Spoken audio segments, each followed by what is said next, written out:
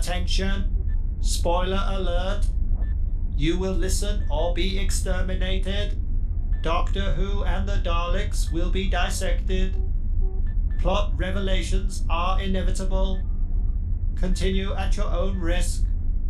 Obey.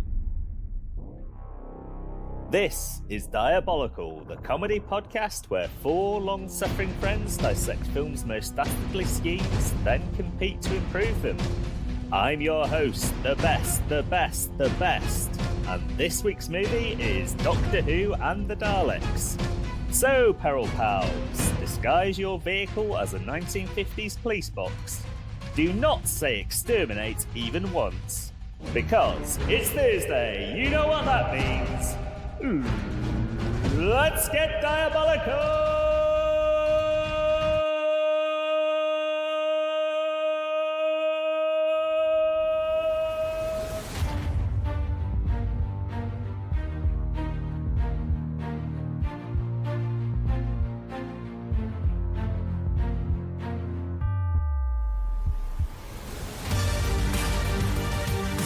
Beans on toast, yeah. Beans on toast. Beans on toast, yeah. With some cheese too. Beans on toast. Whoa. Beans on toast, man. Beans on toast, right. Hello and welcome to this week's pod and the first episode of Season 5, wherein my three friends and I comprise the panel of peril who will compete to see who can improve the villainous plan of the week the best to earn points for our new leaderboard in the show's competitive round. But first, if you would introduce yourselves and tell me what your favourite type of Doctor is. Let's begin with Season 1's winner, Ben. Hi, Ben here. And my favourite kind of doctor is a mad scientist. You know, the ones that experiment with things beyond their control. Your Dr. Jekylls, your Doc Emmett Browns, even, to a certain extent, Dr. Peter Venkman. I think they're always good for a laugh. Mad scientists, aren't they? Oh, definitely. Definitely. A lot of mileage out of them on film. Let's move on to Season 2's winner, Craig. It's funny you should bring up Pete Venkman, because my favourite type of doctor is a doctor of parapsychology and psychology. Ah. Just what are you a doctor of?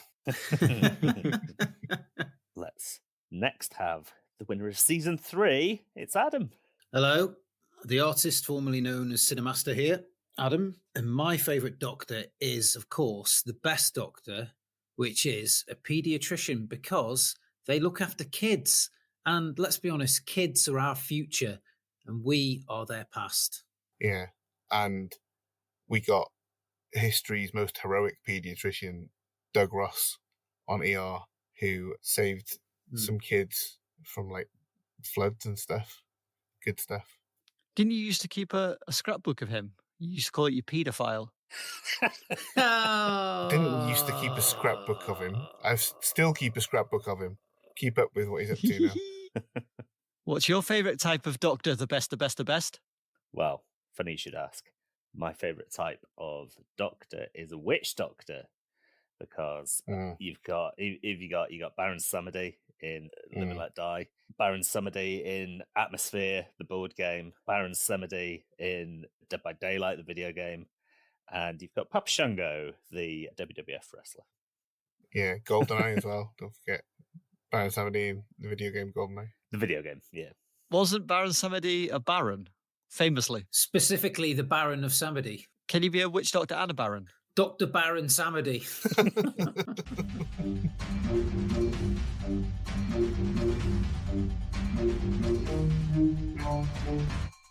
Doctor Who and the Daleks was released in 1965, a silver screen version of the BBC show still under the auspices of debut Doctor William Hartnell. Purchasing the film rights from the BBC, famed production company Amicus made the film for a svelte £180,000 budget, and it was shot over a svelte 6-week schedule at Shepperton Studios. Casting names such as Hammer horror icon Peter Cushing as Doctor Who, and future record breaker Roy Castle as Ian Chesterton The producer's ambitions certainly couldn't be faulted. Choosing the iconic Daleks as the antagonists for both this and the follow-up movie, the film takes us to the planet Skaro, where a nuclear war between the fascist Pepper Potts and the golden-skinned Thal has devastated the planet, leaving resources scarce for both sides. Despite the ambition, the film had mixed reviews then and now, with Halliwell's film guide describing it as limply put together and only for indulgent children. It would be the 20th biggest British moneymaker of 1965, however, which I suppose must be good? In any case, what did the panel think of this week's film? And let's go with Craig first. Well, I'd describe Halliwell's as limply put together and only for children. Zinged him. Absolutely zinged him. Take that! However, as a fan of the television series Doctor Who, and to a lesser extent the film series Doctor Who, I've got to say, these films are not as good as the TV series. They don't deliver on the concept as well. So I've very recently watched the serial version with William Hartnell of the story that this is adapted from. It's still like a shoddy 60s TV series, but it's superior to this in every way. I think I remember the sequel to this being a lot better, and I think that was true of the sequel story as well. I believe the Daleks don't say exterminate until Patrick Troughton's era. Huh. That's why they don't say it in the movie. Well, I never. There's some stuff I really love about the movie. I love the different coloured Daleks. Obviously, the TV show was still in black and white. I think Peter Cushing does a good job of capturing that kind of impish energy that Hartnell had. But they make some bizarre choices in this. The relationships between the characters completely change the dynamics between them. The purpose of being in the series is that the Doctor and Hartnell, so particularly Hartnell, was an old man. At the time he was anyway, you know, people were older then. They went through the war, didn't they? He was actually younger than Peter Capaldi was when he played the Doctor. But Oh, really? Ian Chesterton was like a man of action. He and Barbara were school teachers of Susan, who was much older in the show. And they're kind of constantly in conflict with the Doctor. He's a manipulative little shit and he wants to go and visit the city. So he does the same trick with the fluid link, but in the series, it's much more like a point of conflict, and Ian and Barbara are not happy about it at all. And then in the movie, you get, much as I love Roy Castle, he's just playing Stan Laurel, you know, kind of pratfalling around, scratching his head, having a funny little voice. And he's just so meek that he seems like really superfluous to me. Doctor Who, as he's called in the film, seems like enough of a dashing hero to get away with all this on his own. So yeah, I just queried some of the choices in it. I'm surprised it had that meager or that svelte a budget though, because you know, it looks decent. It's got nice lighting, and you know, the TARDIS prop is really good considering they couldn't reuse the TV one. Looks solid. Yeah, and the Daleks look great. Some of the other stuff doesn't hold up quite so well, but all in all, I thought it was okay. Okay, you say. Okay.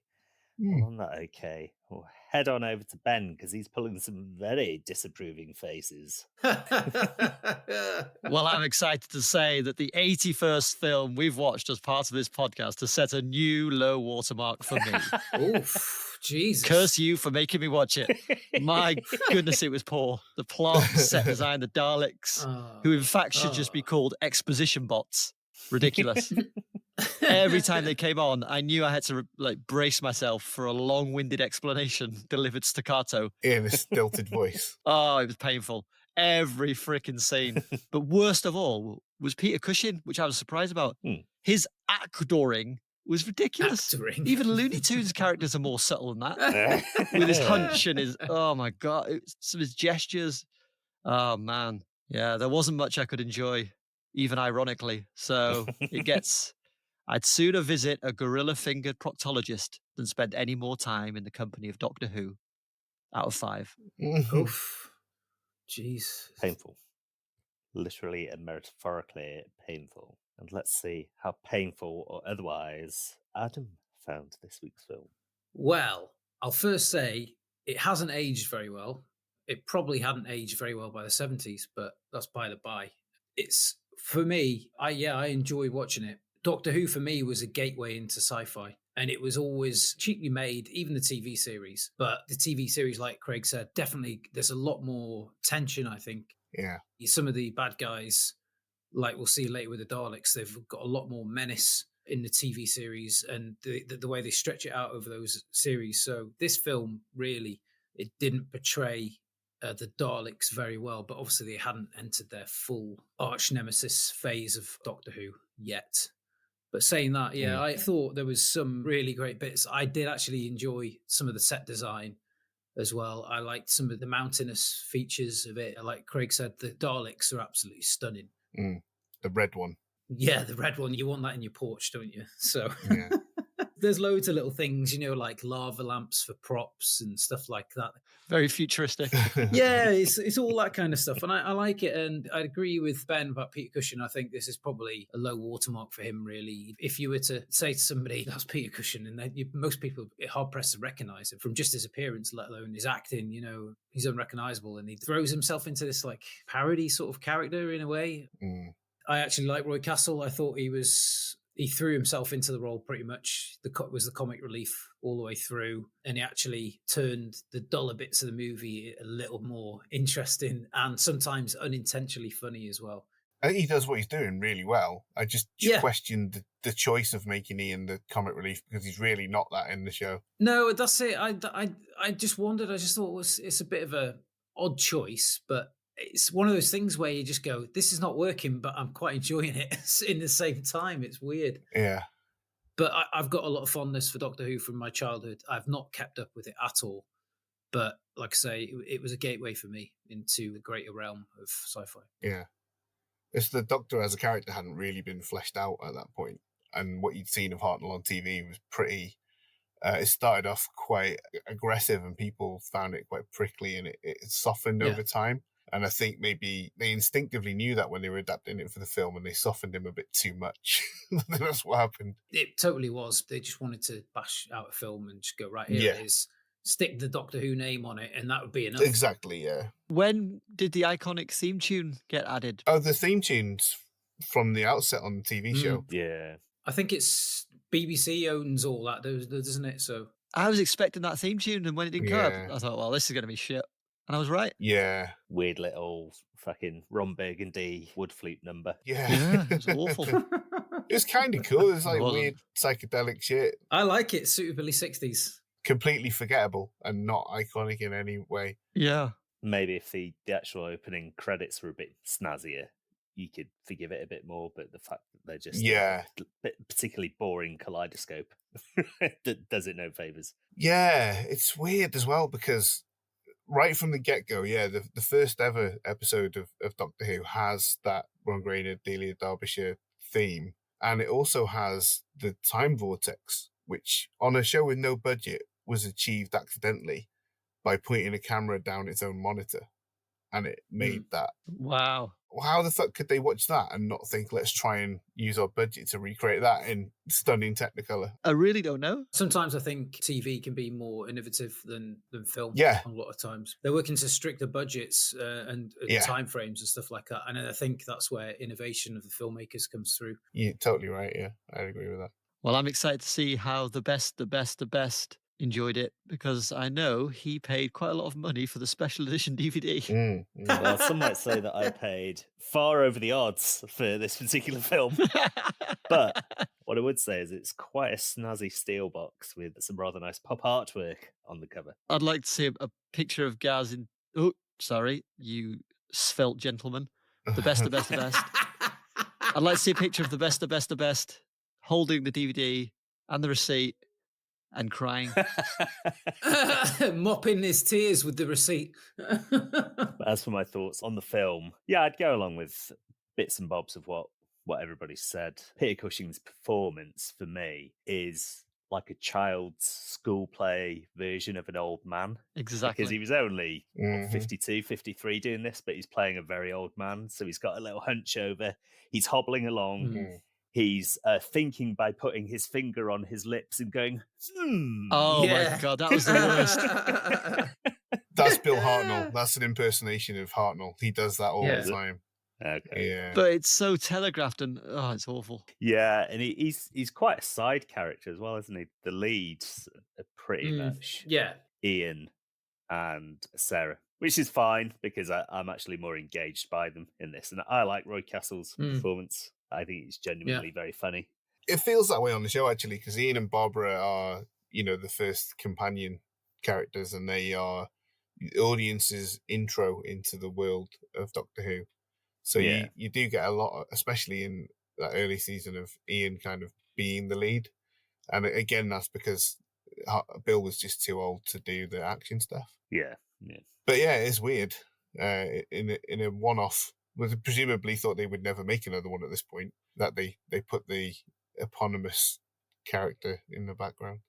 Yeah. Just as more of a fan of the modern era since Russell T Davies revived it with Christopher Eccleston. Just the little changes from the show I found really jarring, like calling it TARDIS instead of the TARDIS. Really grated on me every time. Let's go to TARDIS. It's like, it's the TARDIS, dickheads. That again is from that first set of episodes. Because Susan, as a teenager in the show, she calls it TARDIS, not the TARDIS. And she claims to have made up the name. But they hadn't come up with a lot of the lore of the show yet. Like, the Doctor was still a human. They hadn't invented the Two Hearts or Gallifrey or regeneration or any of that at that point. I like all the lore. So to have that stripped away and to have him be called Doctor Who instead of the Doctor, the TARDIS instead of the TARDIS, I found very jarring. Yeah. The sets I really liked. They're what I would have hoped something like Flash Gordon would have been. Yeah. Although I thoroughly disliked the TARDIS interior. Yeah, that's just a jumble of wires, isn't it? It was like a mess. Yeah. Everything just looked like a massive soundstage. I think the wide shots didn't work at all. When they're a bit tighter in, you could get away with it, but all the wide shots of the planet, it looked exactly like a soundstage. That's what I liked about it, how artificial it looked. Yeah. Same. There's something textural about it that feels like you could actually touch it because it's clearly real, no matter how shoddy. Right, rather than CG. Yes, yeah. Yeah. What's that sci-fi movie with Leslie Nielsen and the robot? Ooh, Forbidden Planet? Yeah, that kind of kicks off that aesthetic of the sci-fi movies of that era. They all look like they are movies. They look like they're on a soundstage, but that's kind of part of the appeal of them for me. Star Trek, the original series, always looks like that as well. It's all in this kind of gaudy Technicolor, and everything's like filmed in the same quarry, and that's Doctor Who as well later on. So I always kind of like that. Right. And I think that's just about enough to wrap my thoughts up for now. Yeah, everyone's tired of him.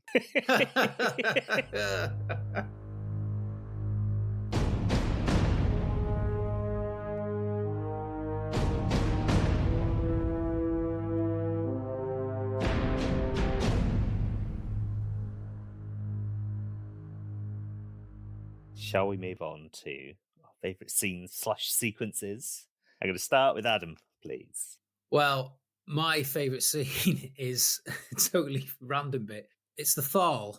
There seem to be like this nomadic race of people, but they're sort of more advanced in some ways than the Daleks. Yet they're scratching a living from farmland, but they've managed to produce this super duper radioactive drug, anti-radioactive drug.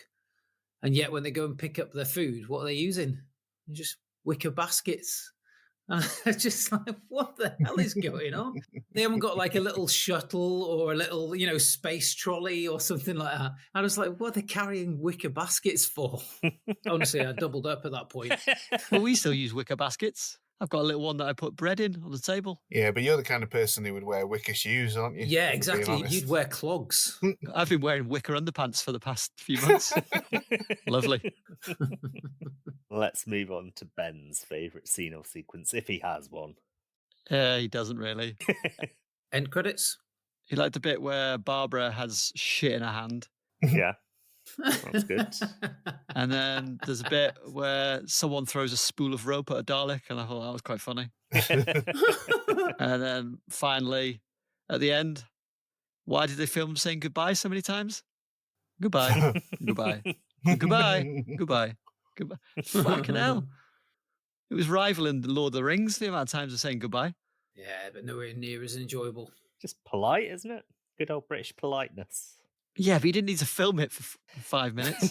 It's the equivalent of Tommy Wiseau shooting everybody leaving the party. Yeah. Exactly. That's what I thought of when it was happening.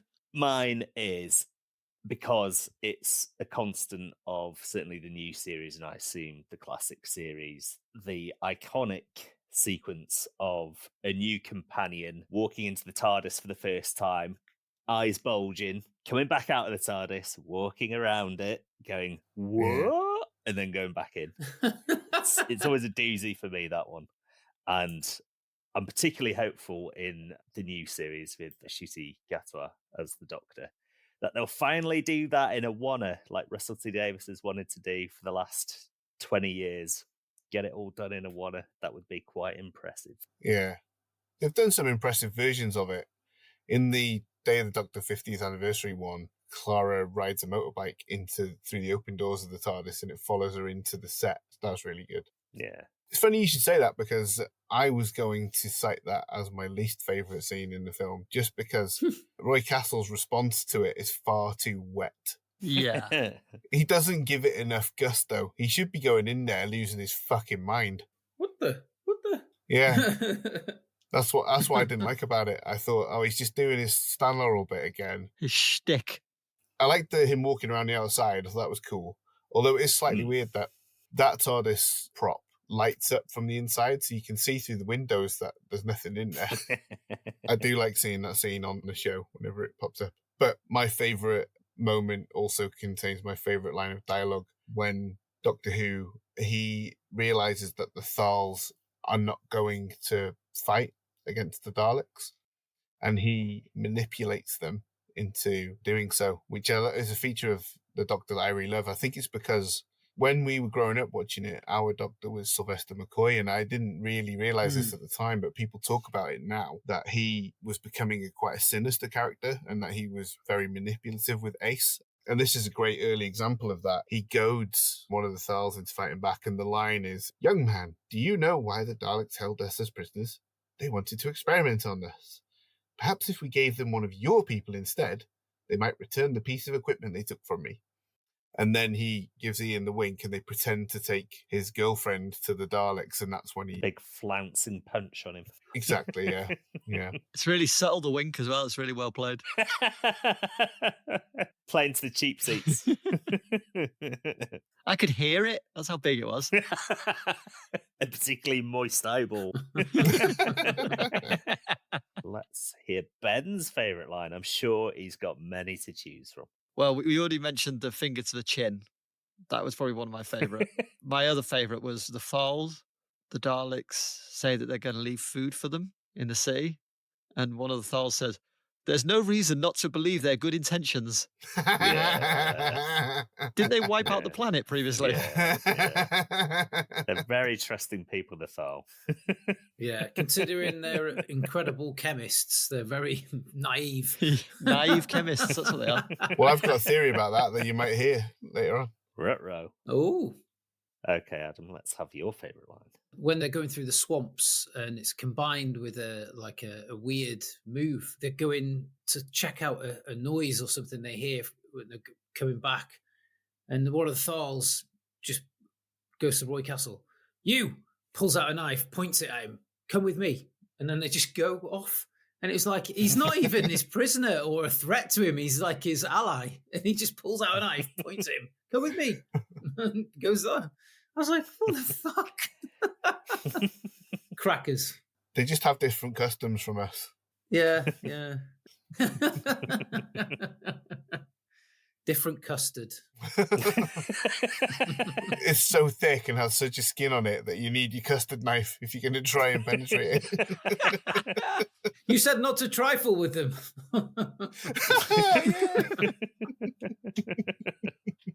Well, my favourite line is just because of what I added onto it, and I made myself chuckle. When the Daleks have imprisoned Doctor Who, and Ian in the cell, and they're getting ready to just jump on the Dalek and immediately overpower it. He's stood by the doorway castle, like doing stretches, like comedy stretches, blocking the way so the Dalek can't get through. And the Dalek goes, "Move away from the door." And I just instantly added on, "You fucking bell end."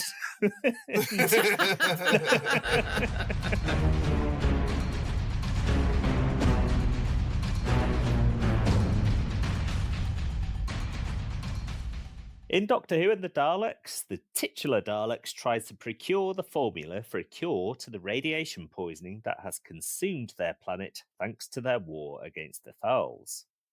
Not only do they seek the Thal formula, but they plan to wipe them off the face of Skaro once they are able to shed their metal casings and leave their home city. Their method of doing so? A sneaky food trade with the golden-skinned good guys, followed by a swift neutron bombing. Those bad sods. But what did our panel think of this plan? And let's begin with the broccoli scale and Ben. Absolutely shocking plan. I mean, they do get their hands on the medicine and they test it, don't they? But it goes haywire for them, which is why they decide to just neutron bomb the planet. They think, fuck that, we're not getting out of here, so let's just make the atmosphere even more poisonous for them because we've got these protective casings. I had to hear about their plans in length. It was like I was at every planning meeting in staccato, so that wasn't very nice either. I just think they could have come up with something better. If they wanted to rule the planet, I don't know how many hundreds of years they've been waiting. Like they said, their people have evolved. I think the Thals talk about their ancestors with the original bombing, right? The original war. So it must have been hundreds, if not thousands of years. The Daleks have just been sitting there doing fuck all, and then suddenly they decide to neutron bomb the planet. For me, they get no broccoli. They get no fucking broccoli whatsoever. Well, they've already grown their own broccoli, so they don't need it. Yeah, it might be like a leftover little, what do you call that bit of a floret? It's a little leafy bit of a floret. Yeah. They can have One that. broccoli leaf. They're not got a full floret from me. Okay. Poor Daleks. Zero, me. I've given them all of my good advice. Let's hear from Adam. Like I said before, their plan relies on the Thal being naive chemists, and that's about it. So, yeah, pretty shoddy. Let's hear from Craig. Well, I guess I can forgive everybody for not paying attention to this, but I mean, the Daleks were not aware of the persistence of the Thal until Doctor Who and his companions showed up and made them aware that there was life outside of their city. It's not like they were sitting there waiting to conquer it. They just learn about them and then they want to wipe out the rest of them. So I think their plan to lure them in with food is not a bad one. It obviously does work to an extent. I think they give their hostile game away too quickly. Obviously, they are just filled with hate. It's difficult to pull off a plan where you're convincing somebody you want to help them when you've already displayed that you are awful. You've got to give them something more enticing than food. And, well, we'll talk more about that shortly. Oh, here we go. It's just laying them breadcrumbs. You're like a modern day Hansel and Gretel, aren't you? Exactly. I'd go along with basically what Craig said there. It's a decent plan, but they tip their hand far too soon. It's reminded me of a shot that I really liked with the three doors opening simultaneously and the Daleks all come out to be like, "Ha, tricked you!" But again, it's too soon. Yeah. They're not even inside the city, are they? They just run straight back into the forest. Yeah. So, not very well executed on the Daleks' part there. But besides that, it's got the makings of a good plan. Is it? I think you'll find it has when you hear my plan. I think you'll find it. Yeah. Why'd you neck in? Imagine, by the way, trying to find your way back out of a forest with a trail of fucking breadcrumbs. You'd be like looking at the floor and it'd be all like mud and shit and leaves on the floor. And you'd be like, right, let's follow the trail of breadcrumbs. After you. And Gretel would be like, where are they? Just dropping a whole slice of bread every couple of steps. There you go. Then you just see a squirrel eating the bread and you like look at it and there's like some birds behind it. That's a shit plan.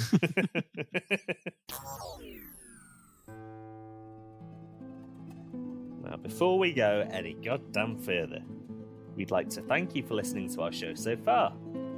Here, have a jelly baby.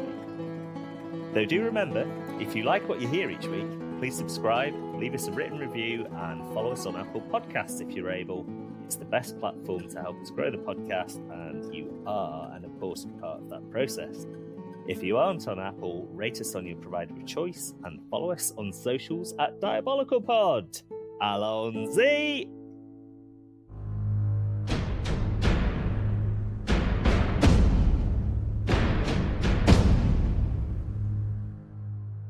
Now we come to the part of the show where the panel of peril compete for precious peril points on the perilous leaderboard.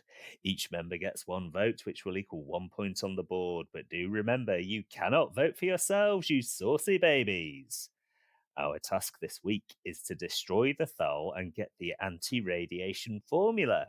So, let's do this!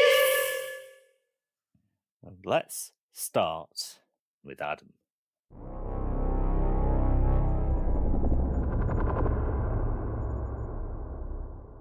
How can we exterminate the Thal?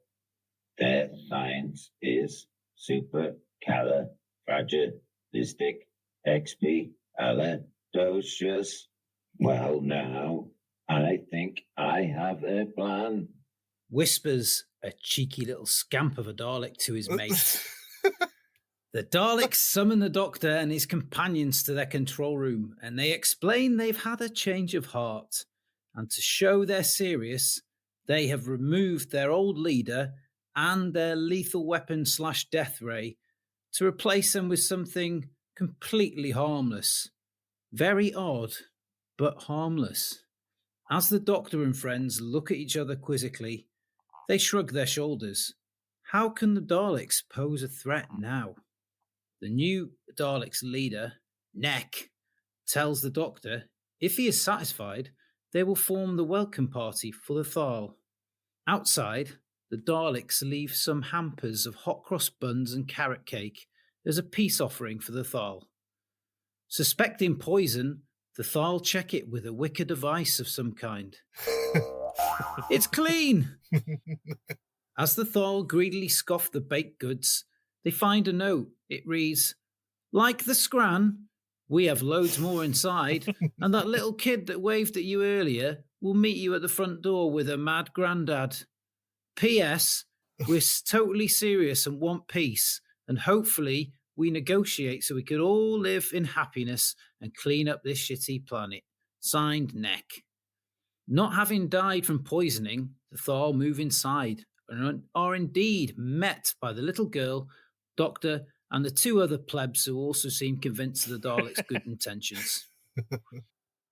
As they walk into the conference room, the Daleks have formed lines either side of the long room, and at the far end have set up a large buffet, including vol-au-vents, which, as we know, are impossible to resist. As the Thal filter into the room and exchange greeting with the Daleks, the Thal notice the implement that has replaced the Dalek death ray, a long tube covered in multicoloured feathers? How bizarre! One of the Thal reaches out to touch the strange device and giggles as they brush their hand over it. How cute I am! How tickled I am! Exclaims Dalek leader Neck as the last of the Thal enter the room and the doors silently close behind them. How tickled I am! Royce Castle's character eyes widen in recognition of that phrase. Surely not the King of Knotty Ash, Ken Dodd. At that moment, the feathered implements begin to spin and swoosh around, some splitting into multiple instruments to sweep up and down as the Daleks close in on the Thal from all sides and encircle them. As they make contact, the Thal begin to giggle, then laugh uncontrollably. Give us the anti-radiation formula, and the tickling will stop. Shouts Dalek Ken Dodd as some Thal and the doctors soil themselves from being tickled excessively. "We'll tell! We'll tell!" shouts the Thal leader between laughter and farting. He slides a Dalek Ken Dodd some of the real medicine and is dragged off to a lab to help them create a better one than the one that made that other Dalek go mad. As the Daleks retreat, the remaining Thal, Doctor and co. lie on the floor, recovering from a brutal tickling. Then, without warning, the floor where they lie turns into a trapdoor, and they all fall into a pit of lava. The end. Ken Dodd's actually been in Doctor Who, hasn't Yeah, years ago. I was thinking of their weapons, and then I thought, what's a pretty harmless instrument they could replace it with that nobody's going to suspect? And I thought, So you feather went with a duster. feather And then I duster. thought, yeah, and I thought, oh, Doddy, he's been in Doctor Who before. Maybe I'll give him another outing. he? It could just be boiled down to the pit of lava, really, couldn't it? Just drop him into a pit of lava. Well, they've got to get him in to surrender the formula and stuff first. That was the main thing, because otherwise, if they just dump him into there, because one of the goals was to get the formula, then get rid of him, wasn't it? So I couldn't thought. I thought, well, if they get rid of him first, then they kind of failed on the first bit already, haven't they? So yeah. So I thought, well, let's get him in, torture them with feather dusters, and then let Ken Dodd hatch his evil plan. Yeah, then dispose of them in a suitably devilish way. Lava. There's a certain subset of people who derive a kind of sexual pleasure from tickling. And I reckon Roy Castle was one of them, nailed on. Maybe Peter Cushing, but definitely Roy Castle. I would say to that, a few times it'd be quite pleasurable, but then if you keep doing it over and over again, I think it'd probably be quite annoying, as bad as shitting yourself, I would say. Yeah. Bad as shitting yourself. I mean, having a tumescence isn't going to make it any less stressful to fight back against the tickling, is it? So if anything's going to be worse. If you do go on too long, I do know a guy who claimed to have pleased himself 17 times in one day, and he had a headache for like 3 days after it. So I'm not surprised. Told you that in confidence. So if you feather dust him for long enough, it's going to cause at very least a headache. Yeah, but you have a nice clean bottom hole. Swings and roundabouts. There was no mention of any genitals involved in this, you dirty buggers. Then let's move on to Ben's plan.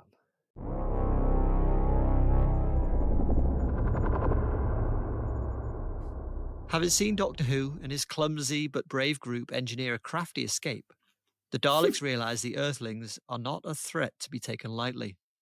So this time, when the Doctor returns to the metallic stronghold and is captured, as in the film, the Daleks lead him and little Susan to the control room.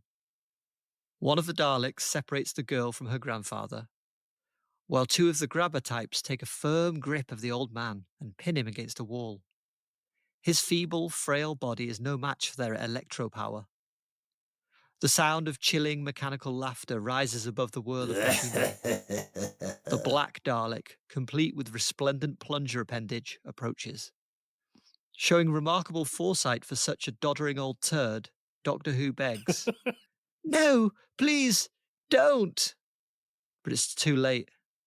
The vicious plunger is already thrusting toward him. There is a dull thud of rubber on bone as it connects. Susan's screams do nothing to deter the Black Dalek, who sets his plunger to auto-thrust. Blow after blow rains down on the Doctor as his face begins to discolour and distort. Thump, thump, thump, thump, thump, thump, Christ. thump, thump, Jesus Christ. thump, thump, thump. Doctor Who, his sagging head now a purple beehive, is unrecognisable, held up only by the two mechanical fiends gripping his lapels. Thump, thump, thump, thump, thump, thump, thump. When the high-powered piston has dealt its final blow, the grip has released the Doctor, who drops to the floor lifeless. One of the Daleks opens its hatch just long enough to peer out and spit on the disfigured corpse. When Ian and the rescue party arrive, they freeze, appreciating for the first time the true threat of the Daleks. Without the Doctor to instruct them how to stop the countdown, the bomb obliterates the humans and Thals, leaving the Daleks to rule supreme. So they don't get the formula. They already had it by that point in the film, right? I see. When they're doing the countdown, the Daleks have already gone mad, and that's when they, after testing the formula, and that's when they decide to use the neutron bomb, right? I see. Well, I don't suppose you can argue too much with getting battered to death. Yeah, graphically beat an old man's face to a pulp. Fuck it, yeah. I'd have loved to see that. It'd have made a much better film. So that's enough Crime Stoppers, isn't it? Anything else for Ben? I mean, I haven't really got any challenges to the logic of it. I just found it deeply unpleasant. Yeah. That's what the film did to me. Blame the best for that. He chose the film. Well, then let's move on to Craig's plan. The Daleks beat Doctor Who to death. Punch, punch. You got my vote. All right, here we go. Here's the real one. Hey, there's all kinds of controls in here, notes Ian as he mugs and gurns inside the Dalek casing, invisible to his companions who are unable to see him through the grim facade. You see, those tyrannical pepper pots are merely the conveyance of the actual Daleks, personal tanks that house the tentacled mutant forms of the erstwhile Khaled race. Once the mighty Daleks get a load of the petrified tree-hugging troglodyte Thals, looking like they've just minced out of a prehistoric whore's boudoir, they're baffled as to how these low-tech losers could have possibly synthesized the anti-radiation drugs that have so desperately eluded the top squid scientists of the Citadel these many cycles. They assume it's some kind of fluke, a naturally occurring substance these hippies have harnessed simply by virtue of living outdoors. What's clear is they don't have any cool technology. No Walkmans, no Nintendos, no freaking VCRs, and certainly no sweet rides. So the clever Daleks offer their foes an exchange they cannot refuse. Share the secret of their healing tincture, and in return, they shall be furnished with their own bitching little hover chairs. The Thals soon learn the twist of the monkey's paw. The movement of these sick dodgems is confined to the limits of the city walls. At first, they're only mildly annoyed, but over time they grow restless. By the time they grow salty about their pepper pots, it's too late. They've grown obese and lazy, unable to extricate themselves from the casings, stuck like a fat finger in a once snug wedding ring. Sterile and unable to copulate, the Thals eventually die out, and the Daleks reign supreme. So they've kind of turned them into alien pandas. You kind of like the people on the Barren Lodge ship in Wall-E, if the chairs didn't grow with them. How many Thals would you say there are? 11? I don't know, we didn't count them. About 11. That's why they need a neutron bomb to take out the 11th Thal. 11 megaton neutron bomb. 1 megaton for each Thal. I wasn't expecting that answer, I must say. Let's look at the cast list. I don't know, it was about 11. I'm not sure. All we saw of the Dalek City is it's not that big. It's like 4 corridors and a control room, right? And maybe 8 or 9 Daleks, yeah. Can you imagine the fucking traffic of all these Daleks just fucking bundling around those 4 corridors? That's what I mean. There's only 8 or 9 Daleks. Yeah, that's what I mean. And then there's 11 Thals. There's already a lot. What you've got there is reused sets. If you actually look at the scale of the Citadel compared to the people from outside, it is vast. It's just that... No, it's not. It is. It's tiny. When they stand next to it, massive. Peter Cushing's almost as tall as the fucker. Even with a hunchback. I mean, that's not true. Peter Cushing is very close. Look at my size of my finger. It's fucking massive. It's absolutely huge. Oh, wait a minute. No, it's not. Oh. Those cows are far away. Exactly. When they get to the doors, when they first go in, that's like one door on one side of the Citadel. Yeah, there's 3 doors in. No, there's 3 on that bit that they go to, but around the side of it, it's like vast. It's the Caesar's palace of that particular planet. It's massive. Yeah. Okay. So yeah, there's more than enough room for them to enjoy at least a few months. So there wouldn't be traffic jams? No, not traffic jams. Okay. At least a few months of eating and being inside those chairs and going, oh, this is sick. Until one day they're like, I can't get out. And the Daleks are like, oh, yeah. Who's tidying up after the Thals? Is it the Daleks tidying up as well? They got like Dalek housekeepers and stuff. No, so the Thals double as Roombas. They don't know that they do. But while they're driving around the Citadel having fun, they're also tidying the Citadel. At the same time, they defecate and urinate inside their own Dalek casings. Oh. And it just falls out the back. And then the next one round the corner cleans it up. Have you ever seen a dog turd get caught in a Roomba? Oh, God. have I? No. It's not pleasant. Okay, I'm going to move on to my plan.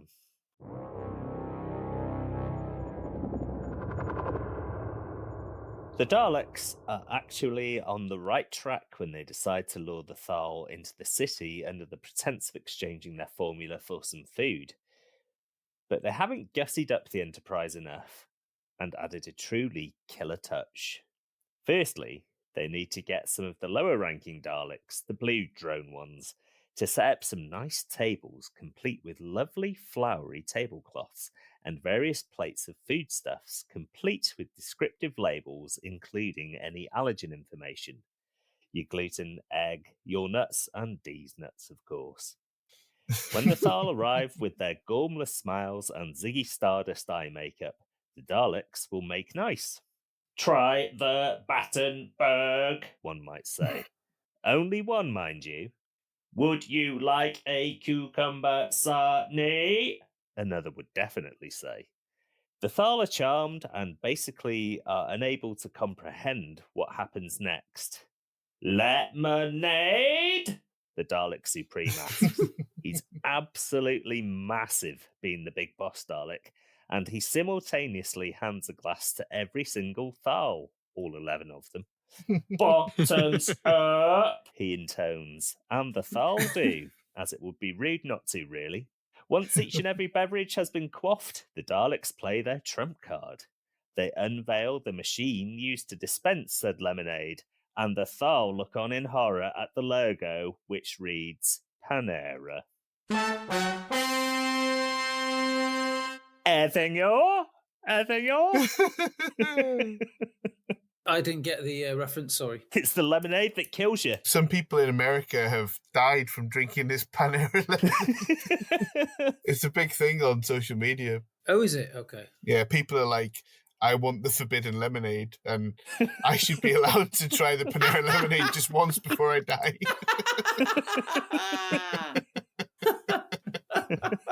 I don't know about Panera specifically, but to make lemonade, you need a specific item, a specific ingredient, if you will. Can you guess what that might be?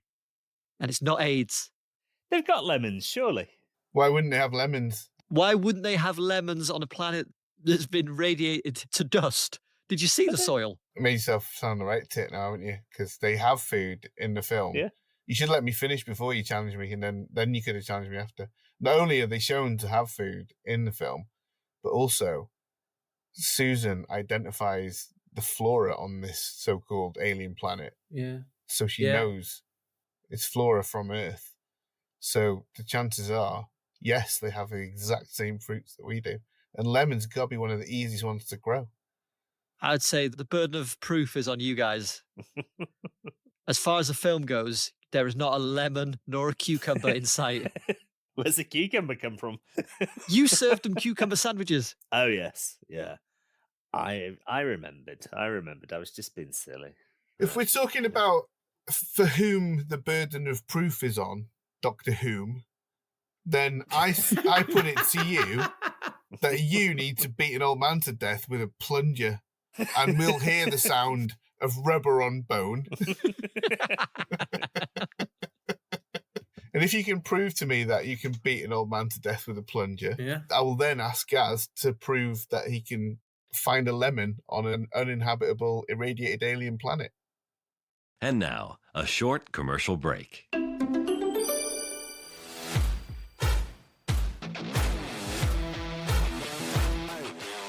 Coming soon to our TikTok channel. Ben beats an old man to death with a plunger. The plunger mysteries.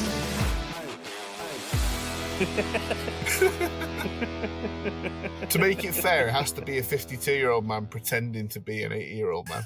And I can't bring my arm back and hit him like over the head as you might. I've got to thrust at him. Exactly. Yeah. Whoa. That'd take a while, that. You can't do like a jab either. You have to move like a Dalek does. So a little bit, and then a little bit forward, a little bit back, a little bit forward.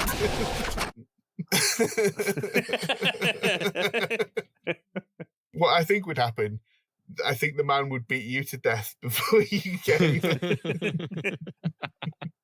Well, I'm not convinced. Let's put it that way. That's your prerogative.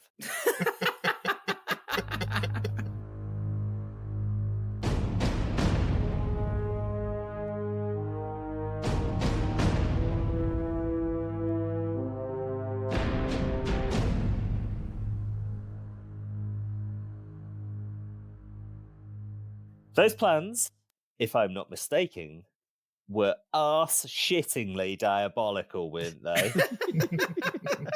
We had Adam's plan, which involved a doddy Dalek tickling the Thal with its feather duster before dropping them into a pit of lava.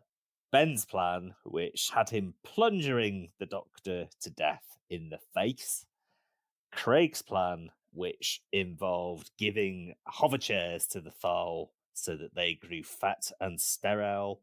And my plan, which had the Daleks giving the Thal the precious Panera lemonade in order to murder them. But there can be only 1 or 2 or 3 or 4 people who get points on the board. And with that, if we could all cast our votes, that would be brilliant.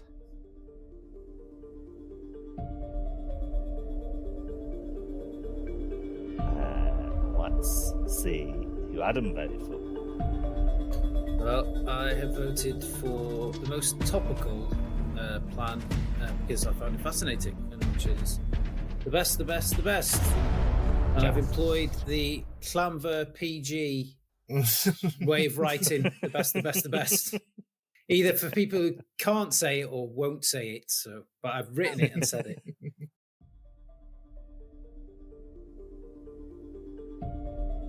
Since I took the vote there, I will reveal who I voted for, and I voted for Craig's Wally-esque hover chair plan. Fantastic! And let's see who Craig voted for. I voted for the plan that I felt had the most imagination and that personally tickled me. And that's Adam. Oh, thank you very much. That's my first ever point on an opening episode. Oh, Wow. he's like Stato, isn't he? He's got all the stats. Yes! I just wanted 1 point. I'm happy now. Well, he's going to love this because he's going to get his second ever point on the first opening episode because I have also voted for Adam. Because Adam and I went to watch Ken Dodd live for about 7 hours. Yes. Yeah. And he wished you a happy 17th birthday, didn't he? He did indeed. Don't know if he meant it though. Well, as much as we love Ken Dodd, there's got to be, I think, an apology from you two for not voting for me. My plan was the only one that would actually work. What you've done is you've just carried on that backlash from the first season. You just won't let it drop, will you? Listen, if you want an apology for your plan being the only one that works, all of you are going to have to apologise to me because during the first season, I took at face value all your little fucking rules that you came up with. Oh, you can only have the same powers as the baddie and all this bollocks that you all completely started ignoring. Plus, for weeks, I just thought we were coming in casual, like, oh, I'll just tell you what my plan is. And you were all writing them down, like in fucking iambic pentameter. Can't shackle us with your only powers the villain has rules. But I am going to give you now the opportunity to recast one of your votes. Does anyone? Any takers? I mean, it took me ages to write Adam, and I ran out of room, as you can see. Yeah, I wouldn't want you to redo that. So, after episode 1, the season 5 leaderboard stands at, in the lead with 2 points, is Adam.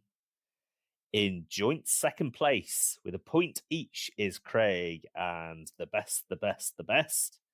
And in his traditional place, bringing up the rear with a grand total of 0, is Ben. Fucking backlash. Unbelievable. Traditional place. Hey, guess what, Ben? You're me from season 1, huh? Guys, you should change your outfit because jealousy is not a good look on you. That will do us for another dose of the truly diabolic, but we shall return next week for another lethal dose of radiation / podcasting with Craig's choice of film.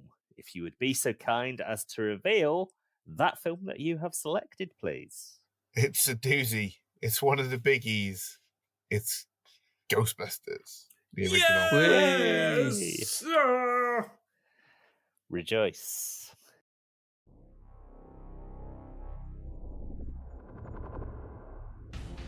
Well, there you have it. Join us next week as we discuss childhood favourites, Ghostbusters. Until then, remember, everything will be alright in the end, and if it isn't alright, then it isn't the end. / well, that's alright then! Goodbye.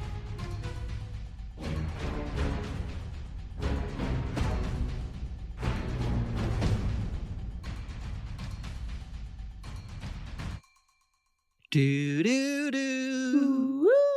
Do do do do do do do.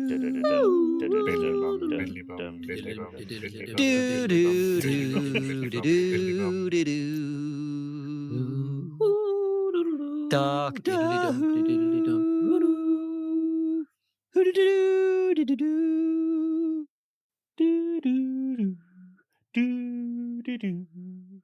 Hello, and welcome to this week's pod, and the first episode of season 5, wherein my best. That's it. It's starting again now. Good. Let's go now. Still going tits up. When you're walking down the street and you see a little ghost, who you gonna call? Ghostbusters.